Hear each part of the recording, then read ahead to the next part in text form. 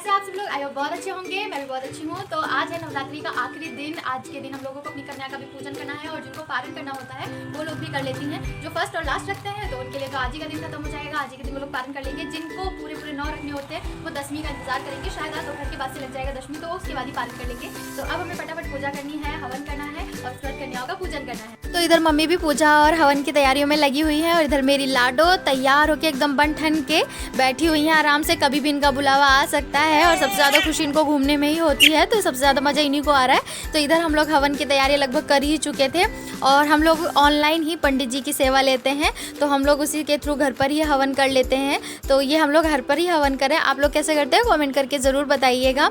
तो हवन हम लोग जब कर ही रहे थे तभी हमारी बाबू का बुलावा आ गया था। एक तो इस टाइम पे कन्याओं का मिलना बहुत मुश्किल हो जाता है, तो इसलिए जब जिसको जैसे मिल जाए व्यवस्था हो जाती है तो हम लोग अब उसी समय पूजा कर लेते हैं। तो हमें हवन करने में भी देरी हो रही थी, बाकी तैयारियां हो चुकी थी लेकिन हवन पूजा करने में भी टाइम लगता तो उन्हें भेज दिया है और हम लोग अपना हवन लगभग पूरा कर ही चुके हैं यहाँ पे।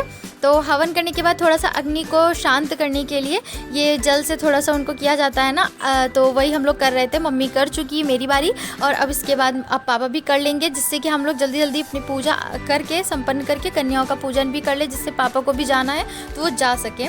तो मेरा तो लगभग काम पूरा ही हो चुका था। नाश्ता बना चुके थे हम लोग, जो हमें उन लोगों को खिलाना था और जो टाइम इसमें लगना था बस वही लगना था। तो पापा कर चुके हैं। अब बहुत धुआं होने के बाद यार आरती करना इतना मुश्किल हो रहा था कमरे में, फिर भी जैसे तैसे करके हम लोगों ने आरती आराम से संपन्न कर ली। बहुत अच्छे से पूजा भी हो गई। माहौल इतना अच्छा हो जाता है ना, बहुत दिल खुश हो जाता है एकदम से।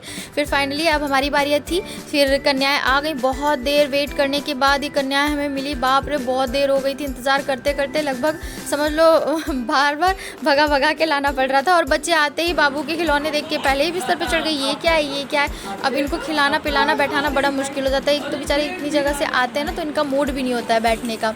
तो चलिए फिर भी हम लोगों ने हलवा पूड़ी और थोड़े से इन लोगों के लिए सब्जियां वगैरह बना के रखी थी, जिससे टेस्ट इनका थोड़ा सा चेंज हो जाए, मीठा मीठा। हमारे इधर ना दही और जलेबी का ही कराते हैं, जो भी लोग कराते हैं। तो हम लोग लेकिन हलवा पूड़ी चना और सब्जी वगैरह सब कर रहे थे, तो हम लोगों ने ये सब इन लोगों को खिलाया था। थोड़ा सा बच्चों को भी अच्छा लगा, टेस्ट भी इन लोगों का बदल गया। मीठा खा खा के बेचारे बोर हो गए थे। और इधर मैंने भी टीका और जल से पैरों को धोना और इन लोगों का कलावा वगैरह बांध लिया था और मम्मी ने इतनी देर में इन लोगों की प्लेट्स भी लगा दी थी, तो बहुत अच्छा लगा। बच्चे भी बहुत खुश हो गए थे, काम भी अच्छे से हो गया था। और पापा ने इधर बीच में कहा अरे हमें भी तो कुछ पुण्य मिलना चाहिए, हम भी तो कुछ कर लें। तो लास्ट में आके पापा ने भी केले और पैसे वगैरह बांट लिए थे। तो फिर फाइनली हम लोगों ने आशीर्वाद वगैरह लेकर अपनी पूजा संपन्न की और कन्या पूजन भी आराम से घर पर हो गया। और अगर हमारा ब्लॉग पसंद आए तो लाइक शेयर एंड सब्सक्राइब ज़रूर करें, अपना ढेर सारा प्यार दें। तो मिलते हैं अपने नेक्स्ट ब्लॉग में। Keep watching, bye bye.